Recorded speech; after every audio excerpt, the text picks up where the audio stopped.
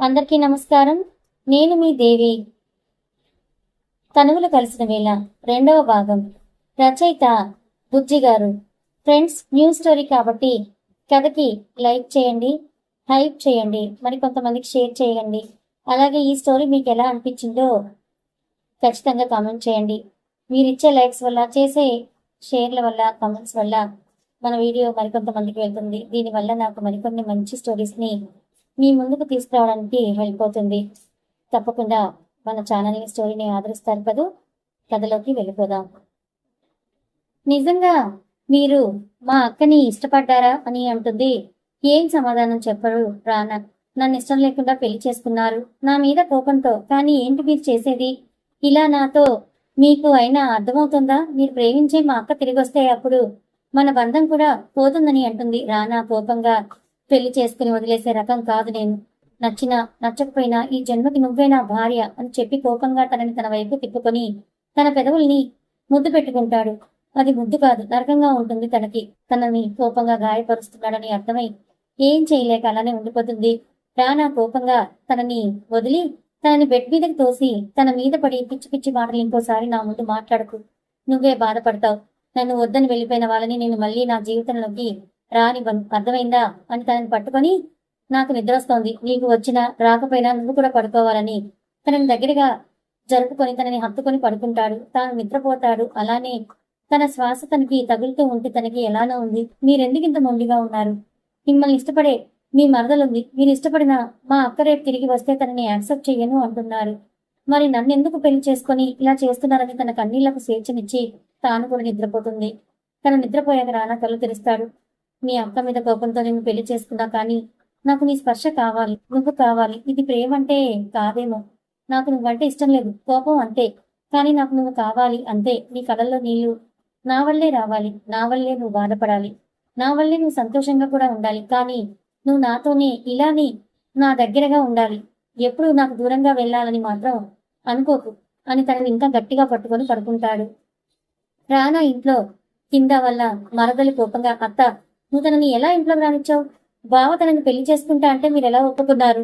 వాళ్ళ అక్కకి మోడలింగ్ అంటే ఇష్టమని మనకు తెలిసిన కంపెనీ వాళ్ళకి మనీ ఇచ్చి మరీ ఆ రోజే షూటింగ్ జరిగేలా చేశాం. తనని బావ పెళ్లి చేసుకోకూడదని. కానీ ఇప్పుడు వాళ్ళ చెల్లిని పెళ్లి చేసుకుని వచ్చాడు చూడు, తనని పైకి తీసుకుని వెళ్ళాడు. వాళ్ళిద్దరు ఏం చేస్తున్నారో నాకు మాత్రం ఇక్కడ పిచ్చి పట్టేలా ఉందత్త. నువ్వే ఏమైనా చెయ్యి అంటే, వెయిట్, తను ఇప్పుడే కదా వచ్చింది ఇక్కడికి, ఒక 2 రోజుల తర్వాత మనం ఏంటో చూపిద్దాం. వచ్చిన దారిని వెళ్ళేలా ఇక్కడ ఉండలేక తాను వెళ్ళిపోయేలా చేద్దాం. నువ్వు దాని గురించి ఎక్కువగా ఆలోచించకుండా రెస్ట్ తీసుకో అని తాను తన రూమ్కి వెళ్ళిపోతుంది. మీరు చేసేదాకా నేనేం చేయకుండా ఎలా ఉంటా? చేస్తాను. వాళ్ళ అక్కని పంపించింది నేనే. ఇప్పుడు తనని తీసుకొచ్చి వీళ్ళ మధ్య చిచ్చు పెట్టకపోతే చూడు అని కోపంగా బయటికి వెళ్ళిపోతుంది. రానా వల్లి మాత్రం హ్యాపీగా ఒకరి కౌగిల్లో ఒకరు అన్నీ మర్చిపోయి నిద్రపోతుంటారు. వర్మగారింట్లో వర్మగారు వాళ్ళ భార్యతో, అసలు అరవిందం ఎక్కడికి వెళ్ళింది, అసలు ఇంట్లో ఏం జరుగుతోందని అంటే, వర్మగారి భార్య, మీరు మీ వల్లే ఒక్కసారి తనని అడిగి ఉండాలి కదా, ఇష్టమా లేదా అని అంటే, ఇష్టం లేకుండా రోజు తనని కలవడానికి కాఫీ షాప్కి వెళ్తుందా చెప్పు? వెళ్ళింది, వద్దు చేసుకోనని మనకి ఏమైనా చెప్పిందా? నిన్ను కూడా బానే ఉంది కదా, బాధపడుతున్నట్టు కూడా ఏమీ లేదు. ఓకే, ఎవరినైనా ప్రేమిస్తే అంటే నాకు తెలుసు కనుక మోడలింగ్ అంటే పిచ్చి, కానీ ఇలా ఎవరిని ప్రేమించలేదు, అది మనకు తెలుసు కదా, మరి ఎందుకు వెళ్ళింది ఇంట్లో నుంచి అని అనుకుంటూ ఉంటే అరవింద కాల్ చేస్తుంది వాళ్ళ నాన్నకి. అరవింద కాల్ చేస్తుంది వర్మగారికి. వర్మగారు వాళ్ళ భార్య అయిన లక్ష్మి గారికి, నీ పెద్ద కూతురు కాల్ చేస్తుంది అని అంటారు. అవునా, అమ్మాయి ఎక్కడుందో అడగండి, ఎందుకు వెళ్ళిందో అడగండి అని అంటారు. టైం నైట్ 10 అవుతోంది అప్పటికి. వాళ్ళ అమ్మ వాళ్ళు ఇంకా నిద్రపోలేదు, ఎందుకంటే అరవింద గురించి ఆలోచిస్తున్నారు కాబట్టి. అరవింద కాల్ చేస్తుంది. అప్పుడే కోపంగా కాల్ లిఫ్ట్ చేసి, ఎందుకు కాల్ చేశావు అని అంటాడు కోపంగా. అరవింద ఏడుస్తూ నానా అని అంటుంది. వర్మగారు కంగారుగా ఏమైందరు అని అంటాడు. తనని పోలీసులు అరెస్ట్ చేస్తారని అంటుంది. వర్మగారు షాక్ అయి, ఏంటి ఏమంటున్నావు అని అంటే, జరిగినంత చెప్పి ఏడుస్తూ, నాకు చాలా భయంగా ఉంది రండి నాన్న అని అంటుంది. వర్మగారు కంగారుగా, వస్తున్నా విందా, నువ్వు ఏడవకు అని, అందుకే మనకి మోడలింగ్ వద్దని చెప్పా, విన్నావా? ఇప్పుడు చూడు అని, వస్తున్నా అని చెప్పి లక్ష్మి గారికి నేను బయటికి వెళ్తానని చెప్పేసి వెళ్ళిపోతాడు. ఏమీ చెప్పకుండా కంగారుగా వెళ్తున్నా తనని పిలుస్తూ వెనకే వెళ్తూ ఉంటే తన స్కూటర్ స్టార్ట్ చేసి వెళ్ళిపోతాడు. లక్ష్మి గారికి చాలా భయం వేసి వల్లికి కాల్ చేస్తుంది. వల్లి తన మొబైల్ ఇంట్లోని మర్చిపోయి రానాతో పాటు వెళ్ళిపోతుంది. అరే, ఈ పిల్ల వెళ్తూ మొబైల్ కూడా తీసుకువెళ్ళలేదే అని వర్మగారి బుక్ లో రానా నెంబర్ చూసి రానాకి కాల్ చేస్తుంది. రానా వల్లి వాళ్ళు అలా ఎంతసేపు పడుకున్నది వాళ్ళకే తెలియకుండా ఒకరికొకరు సమయం కూడా మర్చిపోయారు. వాళ్ళని ఇంట్లో వాళ్ళు ఎవరు కూడా డిస్టర్బ్ చేయలేదు. ఎందుకంటే రానా తనకు తాను కాల్ చేస్తేనే ఎవరైనా తన రూమ్ సైడ్ రావాలి. అడగగానే ఫ్రెష్ గా ఏదైనా చేసివ్వాలి. అంతేకాని ఒకరు తిను అంటే తినడు. సో తనకి ఎవరు ఏమీ చెప్పలేరు కూడా. తనని ఎవరు ఏమీ అనలేరు కూడా. వాళ్ళ అమ్మ నాన్న కూడా అంతే. అందుకే రానాని ఎవరు డిస్టర్బ్ చేయలేదు. రానా మొబైల్ రింగ్ అవుతూ ఉంటుంది. ఆ మొబైల్ సౌండ్ కు రానా కళ్ళు తెరుస్తాడు. వల్లి కూడా లేస్తుంది. తనకు దగ్గరగా ఉన్న రానాని చూసి కంగారుగా దూరం జరుగుతుంది. రానా మొబైల్ రింగ్ అవుతుంటే ఇద్దరు ఆ మొబైల్ వైపు చూస్తారు. రానా మొబైల్ తీసుకొని లిఫ్ట్ చేస్తే లక్ష్మి గారు కంగారుగా రానా బాబు అని అంటుంది. అప్పుడే నిద్ర లేవడం వల్ల నిద్ర మత్తులో ఉన్న రానా ఎవరు మీరు అని అంటాడు కోపంగా. రానా బాబు నేను వల్లి వాళ్ళ అమ్మని అని అంటే తాను చెప్పండి అని అంటాడు. తను ఏడుస్తూ అరవింద కాల్ చేసింది బాబు అని అంటుంది. రానా కోపంగా అయితే నన్నేం చేయమంటారు అని అంటే అది కాదు బాబు, వాళ్ళ నాన్నగారు కంగారుగా బయటికి వెళ్లారు, నాకు భయంగా ఉంది, ఏమైందో అని అంటే తను కొంచెం కూల్గా మీరు కంగారు పడకండి, నేను ఆయన కాల్ చేస్తానని కాల్ కట్ చేస్తాడు. వల్లి వైపు చూసి నిద్రపోవడం వల్ల తన ముఖం ఇంకా ముద్దుగా అనిపిస్తుంటే తనని తాకకుండా ఉండలేకపోతాడు. తన వైపు చూసి కోపంగా ఇలారా అని అంటాడు. ఏమైంది తనకి అని కొంచెం భయంగానే తన దగ్గరికి వెళ్తుంది. తన ఫేస్ లో భయం చూస్తే రానాకి భలే హ్యాపీగా ఉంటుంది. భయపడుతున్న తనని చూసి నవ్వుతూ ఇలారా అంటాడు. అప్పుడే కోపం, అప్పుడే నవ్వు, ఇన్ని రకాలుగా మారుతున్న తన బిహేవియర్ కి ఏమీ అర్థం కాక అలానే చూస్తూ ఉంటుంది. దగ్గరికి వచ్చిన తనని తన మీద కూర్చోపెట్టుకొని చెదిరిన తన పవిటని చూపిస్తూ ఇలానే ఉంటావా అని అంటే తనకేం అర్థం కాక తన అవతారం చూసుకుని కంగారుగా తన పవిటని సరిచేసుకుంటుంది. అలవాట్లేదు కదా సారీ అంటుంది. నా ముందు ఎలా ఉన్నా ఓకే, నువ్వు ఏమీ లేకపోయినా ఓకే అంటే ఏంటి అంటుంది. ఏం లేదులే, నువ్వేమైనా తింటావా? రానా బాబు వాళ్ళ అక్క గురించి తెలిసినా వెళ్లకుండా ఇక్కడ వల్లి గురించి తన తిండి గురించి ఆలోచిస్తూ ఉన్నాడంటే రానాకి వల్లి మీద ఫీలింగ్స్ స్టార్ట్ అయ్యాయి అనుకుంటా. రానా ఏమైనా తింటావా అని అంటే మీరు అని అడుగుతుంది. Oh my dear Indian wife, భర్త తిన్నాక భార్య తినాలి అనే ఆలోచన పక్కకు పెట్టి తమరు తింటే నేను బయటికి వెళ్ళాలి, కొంచెం పనుంది అని అంటాడు. ఇప్పుడా ఈ టైంలో అని అంటే వెళ్ళకూడదా అని అంటాడు. అలా ఏం కాదు, ఈ టైంలో అని అంటూ ఉంటుంది. నాకేం వద్దని అంటుంది. ఓకే జ్యూస్ వస్తుంది తాగేసి పడుకో, నేను వెళ్ళి వస్తా అని తన దగ్గరికి వచ్చి తనని కిస్ చేసి వెళ్తాడు. వల్లి అలానే చూస్తుంది. మరి అలా చూడకు, నాకు నేను వదిలి వెళ్ళాలనిపించదు అని అంటాడు. వల్లి తన తలని డౌన్ చేస్తుంది. ఓకే జ్యూస్ తీసుకుని వస్తాడు తాగేసేయి అని తను డ్రెస్ చేంజ్ చేసుకుని వెళ్ళిపోతాడు బయటికి. తాను ఎప్పుడు బయటికి వెళ్తాడా అని ఒక 2 కళ్ళు వెయిట్ చేస్తూ ఉంటాయి. తాను వెళ్ళడం చూసి నవ్వుతూ లోపలికి వెళ్ళిపోతుంది. రానా 10 minutes లో పోలీస్ స్టేషన్ కి వెళ్తాడు. వర్మగారు తన కోసం చూస్తూ ఉంటారు. వర్మగారి దగ్గరికి వెళ్ళి ఏం కాదు మీరు కంగారు పడకండి అని లోపలికి వెళ్తారు ఇద్దరు. వర్మగారు రానా తన కోసం రావడం చూసి నాన్న అని పిలుస్తుంది. ఏడుస్తూ వింద. రానా తన వైపు చూసి ఎవరికో కాల్ చేస్తాడు. అతను ఆ స్టేషన్ ఎస్ఐ కాల్ చేస్తే వాళ్ళు విందాన్ని పంపించేస్తారు బయటికి. తాను రూమ్ నుంచి రాగానే రానా దగ్గరికి వచ్చి తనను హక్ చేసుకుని నేను తప్పు చేయలేదు నాన్న గారు అంటే నాకు తెలుసు, మీరు రండి ఇంకా వెళ్దామని తనకి దూరం జరుగుతాడు. వర్మగారు దగ్గరికి వెళ్ళి సారీ నాన్న అని అంటూ ఉంటే అందుకే విందా మనకి ఇవన్నీ వద్దు అని అన్నాను, విన్నావా ఇప్పుడు చూడు అని అంటాడు. రానా ఇంటికి వెళ్ళి మాట్లాడుకోవచ్చు ఇవన్నీ అని అంటాడు. సరే అని అందరూ బయటకు వస్తారు. వర్మగారితో నేను రానా గారితో మాట్లాడాలి నాన్న అని రానా దగ్గరికి వెళ్తుంది. రానా గారు అని పిలుస్తుంది. తన కారులో కూర్చుంటాడు అప్పటికి. ఎందుకంటే తనకి వల్లి దగ్గరికి తొందరగా వెళ్ళాలని ఉంది.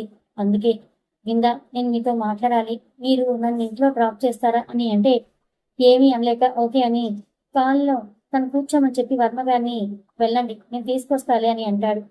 వర్మగారు వెళ్ళిపోతారు. కారులో కూర్చున్న వింద రానా చేయి పట్టుకొని సారీ రానగారు, పెళ్లి టైంలో అలా వెళ్ళిపోవడం నా తప్పే, కానీ ఆ ఛాన్స్ నా మొదటి ఛాన్స్ అందుకే వెళ్ళాను అని చెప్పి వేరే డేట్ కి మ్యారేజ్ చేసుకుందాం అని అంటే కోపంగా తను పట్టుకున్న చేయి వదిలి ఆల్రెడీ నాకు పెళ్ళైపోయిందని అంటాడు.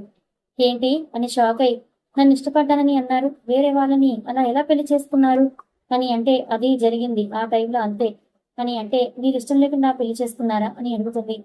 కోపంగా చేసుకున్నా అని అంటాడు. అవునా ఎవరు తను ఆ అమ్మాయి అని అంటే మీ చెల్లెలు వల్లి అని అంటాడు.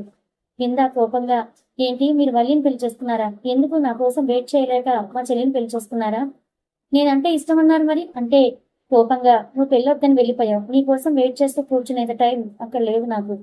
రానా ఒక్కసారి ఏదైనా కావాలని అనుకుంటాడు. అది తనని కాదని వెళ్ళిన మరుక్షణం దాని గురించి మర్చిపోతాను అని చెప్తాడు. అయినా వల్లికి తెలుసు అని అంటుంది. ఏం తెలుసు అంటాడు. వింద మనసులో వల్లి మీద కోపంతో తనని రానా నుంచి ఎలా అయినా దూరం చేయాలని నేను వెళ్తున్న విషయం తనకి తెలుసు. తనకి నేను మెసేజ్ చేశాను కూడా అని అంటే అవునా అని వల్లిని తను అడిగినప్పుడు తను నాకేమీ తెలియదని చెప్పింది గుర్తుకొచ్చి కోపంగా వల్లి ఈ రోజు నువ్వు అయిపోయావు నా చేతిలో అని అనుకుంటాడు. రానా ఫేస్ లో కోపం చూసిన తను రానాకి ఇంకా కోపం వచ్చేలా తనకి మీరంటే ఇష్టం రానా గారు. మీరు నన్ను పెళ్లి చేసుకుంటా అంటే తను చాలా ఈర్చపడింది. మీలాంటి ఉన్న వాళ్ళని చేసుకుని హ్యాపీగా తన లైఫ్ లో సెటిల్ అవ్వాలని తను ఇలా చేసిందని మీకు చెప్పకుండా ఇలా పెళ్ళాగిపోతే నేను వెళ్ళిపోయి మీరు మీ పరుగు కోసమైనా నన్ను పెళ్లి చేసుకుంటారని చెప్తుంది. ఆ మాటకి రానా వల్లి నాకు డబ్బున్న వాళ్ళంటే ఇష్టం లేదన్నది గుర్తుకొచ్చి కోపంగా నా ముందు నాటకాలు ఆడావా నువ్వు, నేను ఇంకా నువ్వు చాలా మంచిదానమని అనుకున్నానని కోపంగా విందాన్ని వాళ్ళ ఇంటి దగ్గర డ్రాప్ చేసి స్పీడ్ గా ఇంటికి వెళ్తాడు. వల్లి జ్యూస్ కూడా తాగకుండా అలానే బెడ్ పక్కకు ఉన్న సోఫాలో కూర్చొని తన లైఫ్ లో ఈ రోజు జరిగినవన్నీ గుర్తు తెచ్చుకొని బాధపడుతూ ఒక్క రోజులో నా లైఫ్ ఏంటి ఇలా అయిపోయింది అని బాధపడుతుంది. రానా కోపంగా లోపలికి వస్తాడు. కోపంగా వచ్చిన తను కూర్చున్న వల్లి దగ్గరికి వచ్చి తన చేయి పట్టుకుని లాగి చెంప మీద గట్టిగా కొడతాడు. తాను ఆ దెబ్బ కింద పడిపోవడం తనకు ఒక నిమిషం ఏం అర్థం కాదు. వల్లిని కొట్టినందుకు రానాకి బాధగా ఉంది తనకి. కానీ కోపంగా నీ అక్కకి మోడలింగ్ అంటే ఇష్టమని నీకు తెలుసా అని అడుగుతాడు. తెలుసు అని చెప్తుంది. మరి నాకెందుకు చెప్పలేదు అని అంటాడు. తను కోపంగా లేచి మీరు చేసుకునే అమ్మాయికి ఏమి ఇష్టమో తెలియకుండానే చేస్తున్నారా అని అంటుంది. రానాకి తన వంతల నోరు లేచి మాట్లాడడం నచ్చలేదు. కోపంగా తన దగ్గరికి జరుపుకొని చెప్పాను కదా నీకు నా ముందు నీ నోరు లేవదు అని, అర్థం కాలేదా నీకు, నా ముందు నీ వాయిస్ పెంచకూడదని అంటాడు. వల్లి రానాకి దూరంగా జరిగి నేను ఇలానే మాట్లాడతాను, నా తప్పు లేనప్పుడు నేను సైలెంట్ గా ఉండను అని అంటుంది. రానా నీకు మీ అక్క బయటికి వెళ్తుందని తెలుసా అని అంటే కోపంగా నేను వచ్చింది అంతకు ముందే, నేను ఫ్రెష్ అయ్యి బయటకు వచ్చేసరికి మా అమ్మ లెటర్ చూస్తూ కంగారు పడుతూ ఉంటే నేను చూసి ఆ లెటర్ తీసుకొని చదివి నాన్నకు చెప్పాను. ఇంక నాకు ఎలా తెలుస్తుంది అని అంటున్నా. నీకు నేనంటే ఇష్టమా అంటే మీరేమంటున్నారు వినండి, బాగా మీరంటే నాకు అసహ్యం, ఐ హేట్ యు అని అంటుంది కోపంగా. ఏంటే ఏమన్నావు, నేనంటే నీకు ఇష్టం లేదా, అంత హేట్ అంటే మరి ఎందుకు పెళ్లి చేసుకున్నావు అని అంటే మిస్టర్ రానా మీరే నన్ను బలవంతంగా పెళ్లి చేసుకున్నారు, నేనేం చేసుకోలేదని అంటుంది. మీ పరువు కాపాడుకోవడం కోసం మా అక్క వెళ్ళిపోయిందనే కారణంతో మీరే నన్ను పెళ్లి చేసుకున్నారు. ఇది నా ఇష్టంతో ఏమీ జరగలేదు. అయినా నాకు మీతో ఉండడం కూడా ఇష్టం లేదు. ఏ కారణంతో మీరు నా మీద చేయి చేసుకున్నారు, అసలు నేను చేసిన తప్పేంటి అని మిస్టర్ రానా నేను మీతో ఉండలేను, నేను వెళ్ళిపోతాను ఇక్కడ నుంచి అని కోపంగా అంటుంది. నీ మొబైల్ ఏది అని అంటాడు. ఇప్పుడు నా మొబైల్తో పనేంటి మీకు అని అంటుంది కోపంగా. తను సేవ్ చేసి పెట్టుకున్న నెంబర్కి కాల్ చేస్తాడు. వింద కాల్ లిఫ్ట్ చేస్తుంది. వల్లి మొబైల్ ఇంట్లోనే ఉంది రానా గారు అని ఏడుస్తూ నా మెసేజ్ చూసి కూడా ఎవరితోనూ తిరిగి చెప్పలేదు తను అని అంటుంది. రానా కాల్ కట్ చేసి మీ అక్క మెసేజ్ చేస్తే చూసి కూడా తను ఎక్కడికి వెళ్ళిందో తెలిసి కూడా ఎవరికి ఎందుకు చెప్పలేదు నువ్వు అని అడుగుతాడు. మెసేజా, ఏ మెసేజ్ అని అంటుంది వల్లి. నువ్వు చాలా మంచిదని అనుకున్నా, నువ్వు ఇలా మీ అక్క చేసుకోవాల్సిన అబ్బాయిని నువ్వు చేసుకోవాలని అనుకునే క్యారెక్టర్ని అనుకోలేదని అంటే వల్లి కోపంగా ఏం మాట్లాడుతున్నారు మీరు, ఊరుకుంటున్నానని ఏది పడితే అది మాట్లాడకండి, నాకంటూ లైఫ్ లో కొన్ని ఉన్నాయి, అవి అయ్యాక నేను పెళ్లి చేసుకోవాలి అనుకున్నా అంతే. అంటే రానా అదే డబ్బున్న అబ్బాయిని నీ వల్ల వేసుకుని హ్యాపీగా లైఫ్ సెటిల్ చేసుకోవాలని అనుకున్నావా అని అంటాడు. వల్లికి సహనం కోల్పోయి రానా దగ్గరికి వచ్చి రానా చెంప మీద ఒకటి వేస్తుంది. ఎలా కనిపిస్తున్నాను మీకు, మీరేదంటే అది అంటే ఊరుకుంటానని మాత్రం అనుకోకండి, మీకు డబ్బు ఉండొచ్చు అంతే, కానీ నాకు సెల్ఫ్ రెస్పెక్ట్ అని ఉంటుంది, నాకంటూ కొన్ని వాల్యూస్ ఉన్నాయి, మీలాంటి వాళ్ళు వాటిని అవమానిస్తే నేను ఊరుకోనని మీరు కట్టిన తాళి నా మెడలో ఉంది కాబట్టే ఒక దెబ్బతో సరిపెట్టాను, కానీ అని ఈ బంధంలో నాకు మీతో ఇంట్లో ఉండాలని లేదు, నాకు మీ నుంచి డైవర్స్ కావాలి అని అంటుంది. కథ కొనసాగుతుంది. మరి వల్లి రానాలని వేరు చేయడానికి అటు అరవింద ఇటు రానా మరదలు ఇద్దరూ కలిసి ప్లాన్లు వేస్తున్నారు. పాపం ఇవేమీ తెలియని వల్లి తన అక్క కోసం తను ఆలోచిస్తుంటే తన అక్కే తన కాపురంలో చుచ్చు పెడుతోందని తెలుస్తూనే వల్లి ఏం చేస్తుంది, నిజంగా అరవింద కుట్రలన్నీ వల్లి తెలుసుకుంటుందా? మరి వల్లికి రానా అంటే ఇష్టం లేదు కదా, మరి అరవింద రానా కోసం ఇదంతా చేసిందని తెలిసి వల్లి రానా వదిలి వెళ్ళిపోతుందా? మరి రానా అంత సులువుగా వల్లిని తన నుంచి దూరం వెళ్ళనిస్తాడా?